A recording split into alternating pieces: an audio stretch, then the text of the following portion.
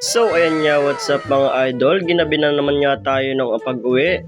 Pang umaga nga pala ang pasok natin, kaya yan, gabi na naman tayo lumabas ng company. So ayan nga, taglalakad nga pala tayo dyan. Dito na nga pala yan sa labas ng EPSA. At dito nga pala sa labas ng EPSA, meron pala ditong mga kainan. Maganda nga pala kumain dito bagi akinsi at katapusan dahil nga sahod yon. Para mabawi man lang natin ang pagod natin sa trabaho, kakain man lang tayo ng masarap na Jollibee. At may katabi nga palang KFC itong Jollibee. Talaga napakalaki naman ng kanilang logo.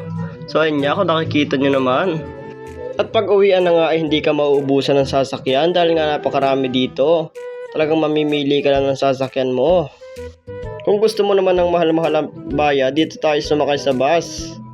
At ang pinakamura na nga pala dito ay ang tricycle. At may nadaanan pa nga tayo dito, Mr. Liempo. At dahil nga hirap tayo, tricycle lang tayo sasakay sa pinakamura. Oh shit!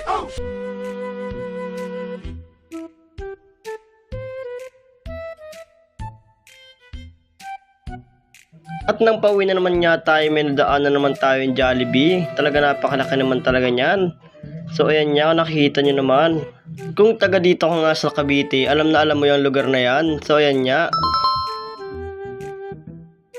At dumaan nga pala tayo dito sa grocery dahil bibili nga pala tayo ng charger. Dahil nawala nga ang ulo ng charger natin. So mahirap naman gumamit ng cellphone pag lowbats. Baka hindi pa natin ma-chat ang ating chicks niyan.